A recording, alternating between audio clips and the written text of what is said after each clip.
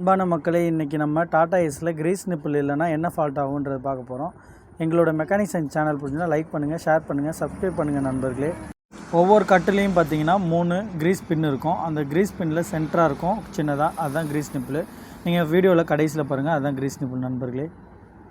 Greece அடிக்காமல் நம்ம வண்டியை வச்சுருந்தோம் அப்படின்னு பார்த்தீங்கன்னா வண்டியில் உள்ள பார்ட்ஸ்லாம் சீக்கிரம் வீக் ஆகும். அதனால் நம்ம வாட்டர் வாஷ் பண்ணி கிரீஸ் அடிக்கிறது ரொம்ப நல்லது நண்பர்களே. கிரீஸ் அடிக்காமல் ஓடுற வண்டிங்கெல்லாம் பார்த்திங்கன்னா ரொம்ப கரக் புரக்குன்னு சவுண்டு வரும் நண்பர்களே. அதனால தான் சொல்கிறோம். வண்டியில் உள்ள பார்ட்ஸும் அடி வாங்கும், அதே டைம் பார்த்திங்கன்னா வண்டியும் எக்ஸ்ட்ரா பாடியோட சம்மந்தப்பட்ட நாய்ஸும் அதிகமாகும். அதனால நீங்கள் கிரீஸ் அடித்து யூஸ் பண்ணி பாருங்கள். கட்டோட ஆக்ஷனும் நல்லாயிருக்கும், கட்டு பிளேட்டும் சீக்கிரம் உடையாது.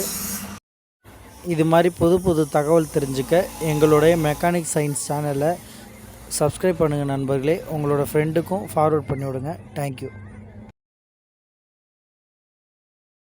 இந்த மாதிரி கிரீஸ் அடித்து வண்டியை ஸ்லோ ஸ்பீடில் ஓட்டி பாருங்கள். பள்ளமேட்டில் விழுந்தாலும் வண்டி ஓரளவு ஸ்மூத்தாக இருக்கும் நண்பர்களே.